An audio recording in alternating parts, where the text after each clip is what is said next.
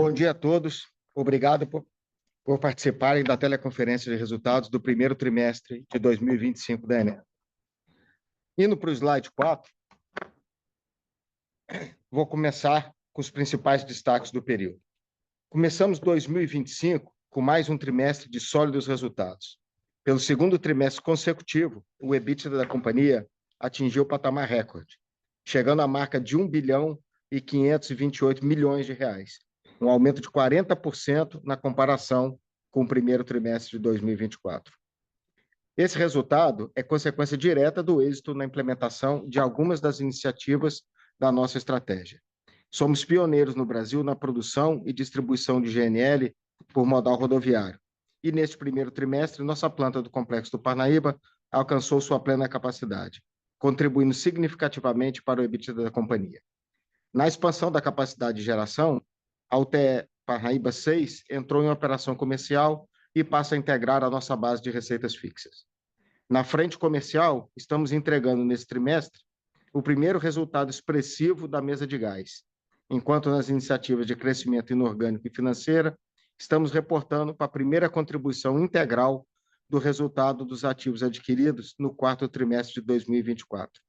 A margem fixa dos contratos regulados vigentes desses ativos adicionou 440 milhões ao nosso EBITDA trimestral. Encerramos o primeiro trimestre com uma dívida líquida que representa 2 vezes 0,6 o EBITDA da companhia, uma redução de 1,6 vezes em relação ao primeiro trimestre de 24, abrindo, assim, espaço no balanço para iniciarmos mais um ciclo de crescimento, dadas as vantagens competitivas do portfólio da Eneva e as oportunidades que se apresentam nos setores em que atuamos. Como evento subsequente ao trimestre, nessa terça-feira, dia 13 de maio, o MSCI divulgou as revisões para seus índices e mudanças em sua composição, com efeito a partir de 2 de junho. Recebemos com muita satisfação a notícia do retorno da ação da Eneva para a composição deste indicador, sendo essa a única adição ao índice MSCI Brasil. No segmento de gás on-grid, com o Hub Sergipe conectado à malha de transporte e estabilizada a conexão com o FSRU, ampliamos a atuação da nossa mesa de gás, que expandiu sua base de contratos no Brasil e realizou operações de GNL no mercado internacional, que juntas totalizaram uma contribuição de 163 milhões ao EBITDA do trimestre. Na comercialização de gás off-grid, o segundo trem da planta de produção de GNL do Parnaíba entrou em operação em meados de fevereiro. O segmento contribuiu com 55 milhões para o EBITDA do trimestre, mesmo com a planta operando a plena capacidade apenas a metade do período. Além disso, avançamos na expansão desta linha de negócios, com a aprovação do investimento para a expansão da planta de GNL do Complexo do Parnaíba, que terá sua capacidade ampliada para ele quer fazer até 900 mil metros cúbicos de gás natural por dia. A operação comercial da UTE Parnaíba 6 teve início em março, concluindo o fechamento de ciclo da última turbina a gás do Parnaíba, que ainda operava em ciclo aberto, trazendo mais eficiência para a geração do complexo e um fluxo de receita fixa de mais de 100 milhões de reais anuais por um período de 25 anos. Na frente financeira, encerramos o primeiro trimestre com liquidez reforçada, com saldo de caixa acima de 4,7 bilhões de reais, impactado positivamente pelo forte desempenho operacional, que propiciou uma geração de caixa de 900 milhões de reais e pelas captações no período. Também concluímos a incorporação das subsidiárias Linhares, Viana e Povoação na holding em janeiro.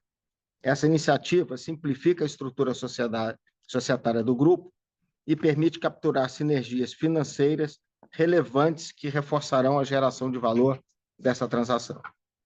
Além disso, aprovamos o programa de recompra de ações, maximizando a geração de valor para nossos acionistas, com uma gestão eficiente da alocação de capital da companhia. No período, recompramos 20,6 milhões de ações ao preço médio de R$ 10,74. Valor esse abaixo do preço médio por ação dos últimos meses e ainda mais abaixo se compararmos ao patamar das 2 últimas semanas, nas quais a ação da companhia negociou em torno dos R$ 14. Por fim, gostaria de destacar que, mesmo em um cenário de crescimento e atingimento de patamares recordes de resultado, não abrimos mão da nossa disciplina financeira. Na comparação com o primeiro trimestre de 2024, tivemos um crescimento de margem bruta, ou seja, receitas menos custos, da ordem de 32%, e apenas 16% de aumento em nossas despesas. Com isso, passo a palavra para o Marcelo Habib, que apresentará com mais detalhes os destaques do trimestre. Obrigado, Lino. Bom dia a todos. Passando agora para o slide 5, gostaria de ilustrar a evolução do nosso EBITDA, conforme destacado pelo Lino. Atingimos nesse trimestre um patamar de R$ 1.528 bilhões de EBITDA, um crescimento de 40% em relação ao primeiro trimestre de 2024, uma taxa de crescimento anualizada de quase 50%, desde o primeiro trimestre de 2022. Como já citado, tivemos marcos importantes no trimestre, demonstraram a evolução do nosso plano de negócio e aumentaram o run rate do nosso EBITDA. Iniciamos a operação do Parnaíba 6, cujo contrato traz para a companhia ainda mais receita fixa de longo prazo, indexada à inflação. Também concluímos, no final de fevereiro, o ramp-up operacional da planta de liquefação no Parnaíba, que inicia sua operação já totalmente contratada e gerando resultados positivos para a companhia. Além disso, tivemos os primeiros resultados expressivos da nossa mesa de gás, que após a conclusão da conexão do Hub Sergipe, conseguiu capturar oportunidades tanto no mercado de gás na malha, quanto em operações oportunísticas de GNL. E, por fim, tivemos o primeiro trimestre a contribuição integral dos ativos adquiridos no final do ano passado em nosso EBITDA. Apesar do resultado recorde, o trimestre ainda não reflete todo o potencial dos nossos segmentos e operações. Além do ramp-up faseado das operações de Small Scale LNG e Parnaíba 6 e dos custos relacionados à entrada em operação desses ativos, tivemos diversos outros gastos não recorrentes que impactaram o nosso resultado em quase R$ 100 milhões, conforme destacamos no canto inferior direito do slide. Além disso, é importante lembrar que no primeiro trimestre praticamente não tivemos despacho. E continuaremos nossa trajetória e implementação do nosso plano de negócios. Temos projetos com receitas contratadas já em implementação, como é o caso do Azulão 950, projetos que já tomamos decisão de investimentos, iniciamos a contratação de fornecedores, como a construção do terceiro trem da planta de liquefação no Parnaíba, e projetos para capturar oportunidades futuras. Com a força do modelo de negócio da companhia, é a nossa proposta de valor, que é prover capacidade de energia competitiva e confiável no sistema. Passo agora a palavra para o Marcelo Lopes, que irá comentar a nossa performance na mesa de gás e energia. Obrigado, Habib. Passando agora para o slide 6, eu gostaria de destacar os primeiros resultados relevantes do segmento de comercialização de gás e GNL. Primeiro, na frente de gás on-grid, em menos de 6 meses após o lançamento da nossa mesa de gás, atingimos um EBITDA de R$ 163 milhões, que reflete tanto o resultado dos contratos bilaterais de venda de gás firme e flexível na malha de transporte aqui no Brasil, que adicionaram cerca de 37 milhões ao EBITDA do primeiro trimestre, quanto o contexto favorável de preços de commodities, que permitiu que a gente capturasse resultados conjunturais com oportunidades no mercado de GNL, que somaram mais 135 milhões ao nosso EBITDA. Esses efeitos foram ligeiramente compensados por custos retroativos contabilizados nesse trimestre, de trimestres anteriores, no total de R$ 10 milhões. Nossa mesa seguirá ativa e atenta às oportunidades de mercado para capturar novas oportunidades de geração de valor, tanto nos mercados de gás natural quanto no mercado de GNL. No segmento de gás off-grid, o primeiro trimestre de 2025 marcou a entrada em operação da nossa planta de liquefação de forma faseada, estabilizando sua produção na segunda metade do trimestre. Com isso, o segmento atingiu R$ 55 milhões de EBITDA, ainda impactado por um trimestre com resultado parcial, mas alcançando EBITDAs mensais mais próximos aos recorrentes em fevereiro e março. Também no primeiro trimestre, anunciamos a decisão de investimento sobre a construção do terceiro trem da planta de liquefação, que ampliará a capacidade total da planta do Parnaíba de 600 para 900 mil metros cúbicos dia. A decisão de investimento é um marco importante na expansão da comercialização de gás off-grid, modelo de negócio que apresenta uma das melhores formas de monetização do nosso gás, com a possibilidade de expansão através de CAPEX faseado, venda de volumes em contratos com cláusulas de take-or-pay, margens mais atrativas que as do setor, e margens mais atrativas que a do setor elétrico. Além disso, a companhia é pioneira nesse mercado, criando alternativas para competir principalmente com fontes de combustíveis mais poluentes. Agora eu devolvo a palavra para o Habib, que irá entrar na sessão de desempenho financeiro. Obrigado, Marcelo.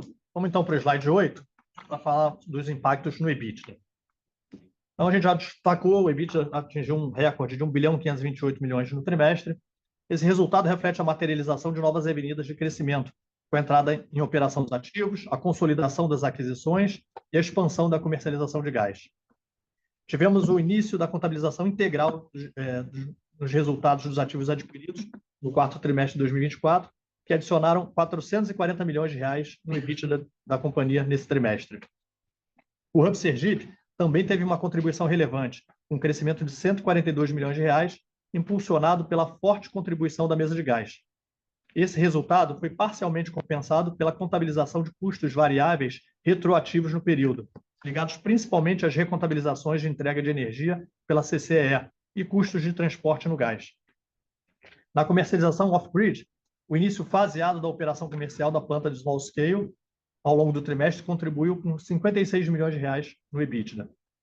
A dinâmica positiva do período foi parcialmente compensada por menores resultados em alguns dos segmentos da companhia, sendo que os principais foram no Complexo Parnaíba e no Upstream, pelo menor despacho térmico do período, na holding, devido às despesas não recorrentes relacionadas a projetos de crescimento e alguns FIIs de consultoria para a integração dos ativos adquiridos, e, finalmente, no segmento solar, impactado pelo curtailment, pelo descolamento de preços entre submercados Nordeste e Sudeste. Importante ressaltar que desse 1,5 bilhão de reais de EBITDA no primeiro trimestre, 1,4 bilhão veio de um EBITDA fixo da companhia, ou seja, não depende de qualquer fator exógeno. Geramos outros 200 milhões de reais vindos da margem comercial de gás e energia. E tivemos 100 milhões de reais de custos não recorrentes, custos e despesas não recorrentes, que não deverão voltar a se repetir.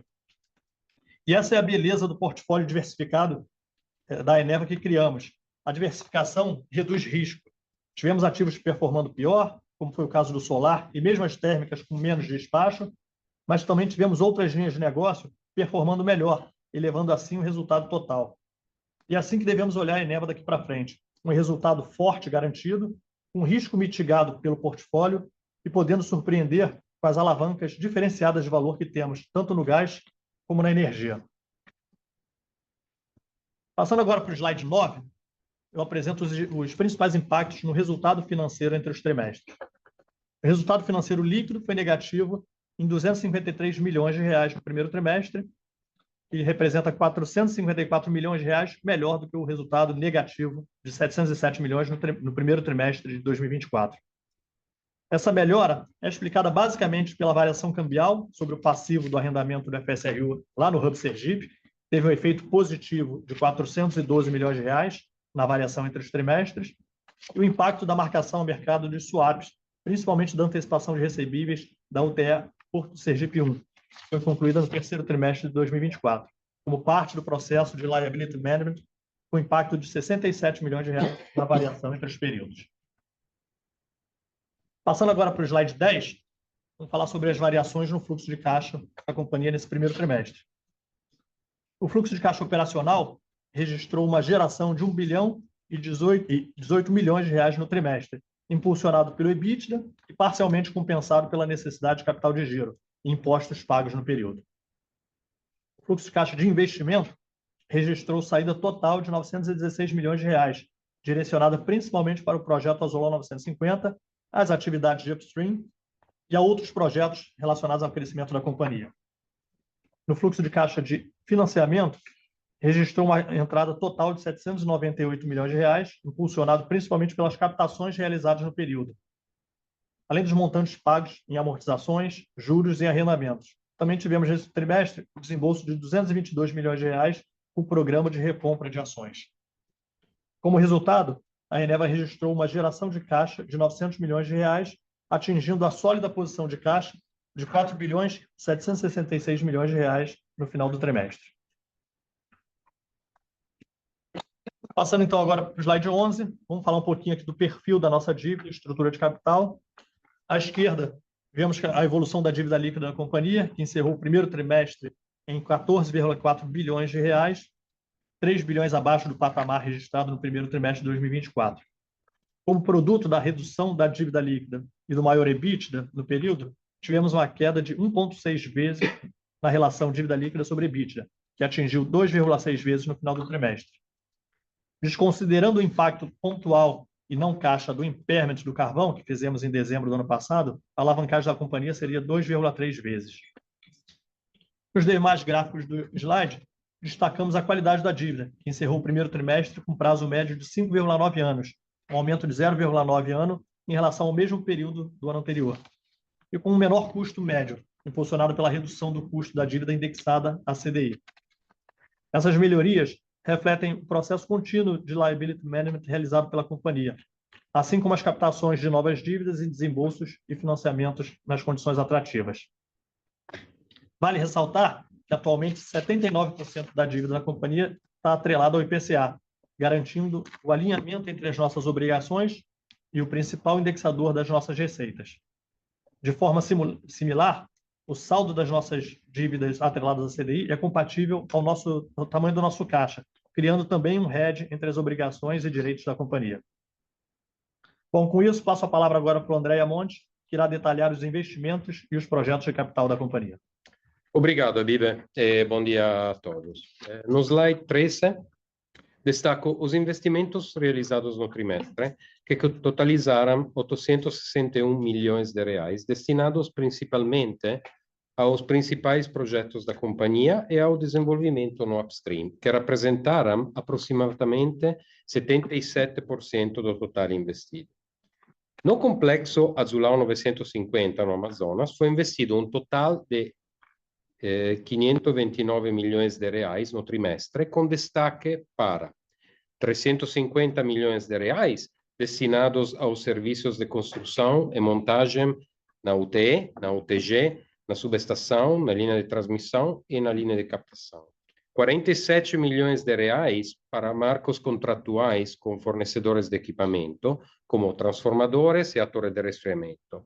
40 milhões de reais para contratos relacionados à chegada do gerador e custos relacionados à logística e a comissionamento, e 28 milhões de reais destinados a cluster e gasodutos. Nas atividades de sustaining e no desenvolvimento do projeto na holding, os investimentos somaram 199 milhões de reais no período.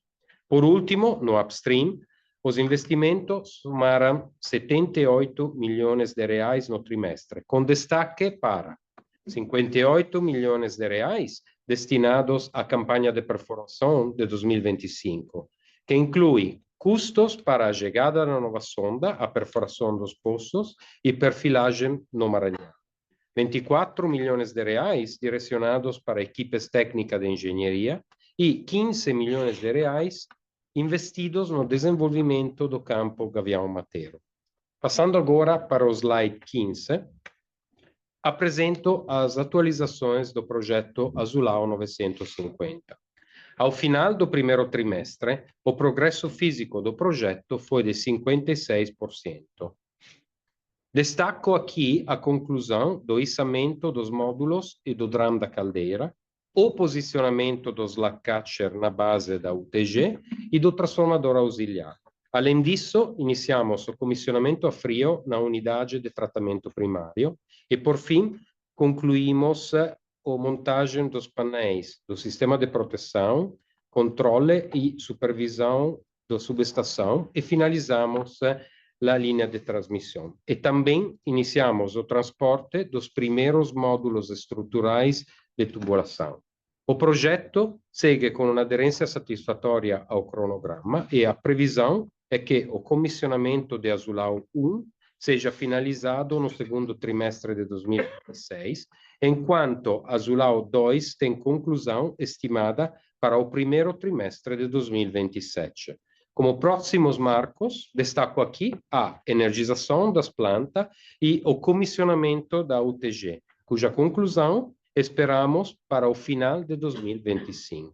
Passo agora a palavra ao Felipe Valverde para a sessão de perguntas e respostas. Obrigado, Andréia. Bom dia a todos. Bom, vamos iniciar agora a nossa sessão de perguntas e respostas, e eu lembro aqui que as eventuais perguntas devem ser enviadas por escrito na plataforma nossa do Zoom. Primeira pergunta vem do Guilherme Lima, do Santander.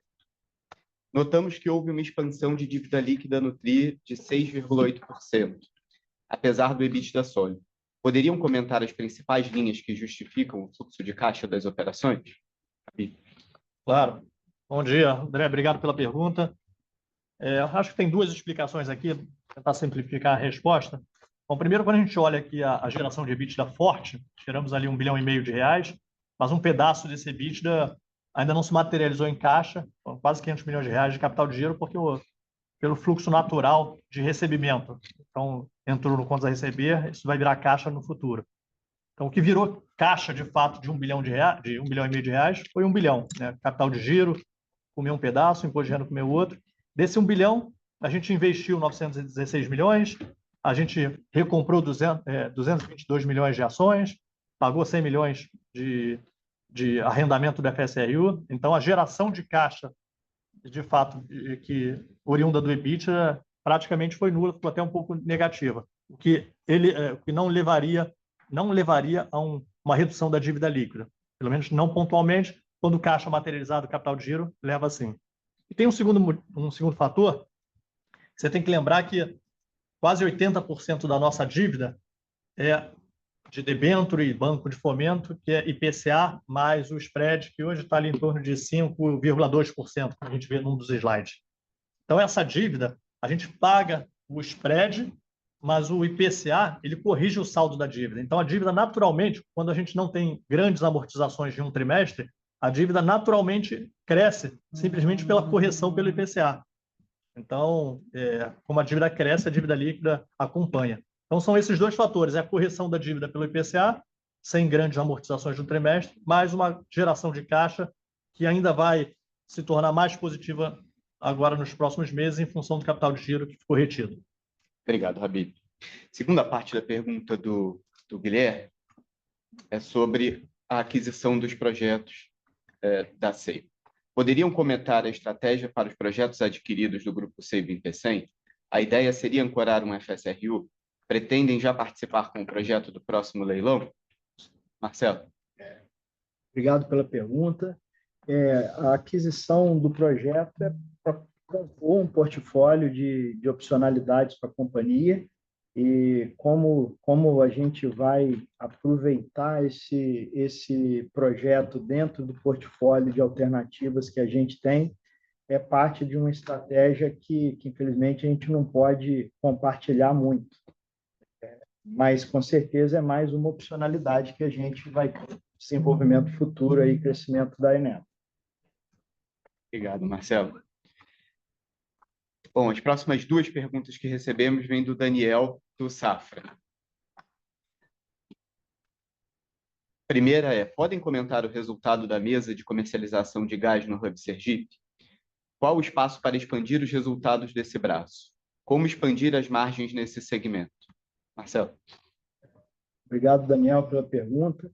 Sim, a gente começou a operação da mesa no segundo semestre do ano passado, após a conexão do Hub, e a gente viu aí, principalmente depois da correção do problema do Riser e o início desse ano de 25, bastante oportunidades, né, no mercado de curto prazo aqui dentro da malha, que combinadas com as posições de mais longo prazo que a gente já havia montado, né, seja contratos flexíveis e alguns contratos firmes, ajudaram que a gente tivesse um movimento bem interessante, uma quantidade de operações bem interessantes, e que é a justificativa de boa parte do resultado da comercialização de gás na malha. A gente acredita que essa tendência ela tende a ser perene. O mercado ele busca alternativas de liquidez. A gente está bem posicionado para poder ser uma das principais alternativas de liquidez para esse mercado brasileiro, e a ideia é continuar aproveitando a nossa posição para capturar oportunidades. Essa questão de conseguir aumentar a margem ou não é muito função da conjuntura, né? De preços, de como que estão os indexadores, como os contratos de mais longo prazo que você firmou conversam com os preços no mercado de curto prazo. Então, isso é mais difícil da gente falar se é algo que dá para fazer, se vai se repetir ou não, porque vai depender muito dessa conjuntura. Mas a atividade, a tendência é continuar num nível cada vez mais intenso e a partir de cada vez maiores, a captura de valor tende a ser perene. Obrigado, Marcelo. E a segunda parte da pergunta do Daniel é sobre o leilão de reserva de capacidade. Quando esperam novidades sobre o leilão de reserva de capacidade? Marcelo. Boa pergunta. A gente espera que seja o mais rápido possível, até pela necessidade que o sistema tem de poder contar com potência despachável. A gente sabe que para poder entregar nova energia, né, nova potência para 2028 já está extremamente desafiador. Então, o quanto antes é importante que seja relançada aí a consulta pública para que o leilão seja feito ainda nesse ano de 2025, mas não temos nenhuma novidade, como o mercado não tem. Daniel, Lino, aqui só para complementar a resposta do Marcelo, assim, para a companhia acredita numa necessidade estrutural de adicionar potência. Então, que já é sabido que nós vamos ter gaps já em 26, 27 e que 28 e 29 necessita adicionar potência ao sistema, isso é fato consumado. É só observar para as próprias comunicações do ONS, para o Ministério de Minas e Energia, para tudo que está na imprensa e é dito. Então, a gente acredita na necessidade estrutural. Ele vai acontecer e, quando acontecer, a companhia vai estar muito bem preparada para capturar as oportunidades que se apresentarem. Obrigado, Lino. Obrigado, Marcelo. Próximas duas perguntas vêm do João Pimentel, do Citi. Bom dia, pessoal. Vimos uma contribuição muito forte nesse TRI vindo da mesa de gás, mas quase 80% desse resultado veio do que vocês chamaram de operações pontuais de GNL. Como podemos pensar nesse resultado de forma recorrente? Marcelo. Obrigado, João, pela pergunta. Assim, não podemos pensar nesse resultado de forma recorrente. Por isso que a gente falou que são operações conjunturais e que, obviamente, a gente vai estar muito atento para sempre que as oportunidades se materializarem, a gente conseguir capturar, mas não dá para fazer nenhum guidance de recorrência para essas operações. Obrigado, Marcelo. Segunda parte da pergunta do João é em relação à expansão de capacidade para 900 mil metros cúbicos dia na planta de small scale LNG. Como estão avançando negociações em relação a esse montante? Podemos esperar algum nível de preço? Marcelo. Tá. João, as negociações para a venda desse volume adicional estão muito atreladas à negociação já anunciada de venda de gás para atendimento ao segmento de transporte. Tem já um compromisso de escalar a nossa oferta para esse segmento à medida que novos players, né, aderiram a essa iniciativa, né, de conversão de frota de diesel para gás. E o benchmark de preço que a gente pratica é similar aos preços que são praticados para o small scale, como já comentado na apresentação, apresentam margens mais atrativas do que o gás vendido para o setor elétrico. Então, a tendência é expandir essa operação com esse tipo de característica. Obrigado, Marcelo. Bom, a próxima pergunta é sobre a deliberação do CMSE de ontem à noite sobre o LRCAP de 2021. Ontem à noite, o CMSE deliberou pela antecipação dos contratos do LRCAP 2021. A companhia enxerga alguma oportunidade nesse sentido? Marcelo. A companhia vai ter um benefício interessante com essa deliberação do CMSE. A gente tem projetos que se sagraram vencedores no LRCAP 21, Parnaíba 4, né, que era um portfólio próprio da Eneva, Viana e Geramar, que foram ativos recém-adquiridos junto ao BTG. Todos esses ativos a gente já havia entrado com esse pleito de antecipação, com essa oferta da possibilidade de antecipação. A gente acredita que isso vai se materializar e vai contribuir aí com o resultado da companhia no segundo semestre. Assim, em números, só para dar um pouquinho de cor, a gente, com a antecipação desses 3 contratos, de Maranhão, né, Viana e Parnaíba 4, a gente soma na companhia mais ou menos 35 milhões de reais por mês de receita fixa. Então, esse é o impacto financeiro principal. Obrigado, Habib. Obrigado, Marcelo. Bom, recebemos uma pergunta sobre a mesa de trading.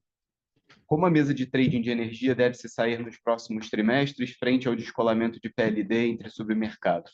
Houve mudança de estratégia na operação para os próximos meses? Obrigado pela pergunta. Um dos principais processos que a atividade de trading tem é justamente estar antenado com as tendências e as condições do mercado. Então, descolamento entre submercados, grandes variações no preço, né, como citado, é parte do processo de tomada de posições. Então, não acreditamos em grandes variações do ponto de vista de resultado, uma vez que o nosso posicionamento, né, entre o que compramos, o que vendemos, e que submercado, de que maneira, é justamente para poder maximizar o resultado olhando esses cenários. Não tem nada de muito relevante a destacar quanto a isso. Obrigado, Marcelo. Tivemos uma última pergunta aqui, é sobre o Hub Sergipe. Vocês tiveram, no 4º trimestre de 2024, cerca de 100 milhões de desembolso de caixa referente ao processo de substituição do riser do Hub Sergipe. Como estão as conversas com as seguradoras para um eventual reembolso de parte desse valor? Dá para falar que as conversas estão positivas, os relatórios que saíram da perícia, da investigação, que é contratado pelas partes, tanto da Eneva quanto da seguradora, saiu bastante positivo para a companhia. Tem que desembaraçar isso daqui, tem uma discussão que deve correr aqui ao longo desse 2º e 3º trimestre, mas a primeira sinalização é bastante positiva para a companhia. Obrigado, Habib. Bom, com essa última pergunta, encerramos então nossa sessão de perguntas e respostas. Obrigado a todos, um bom dia, nos vemos no próximo trimestre.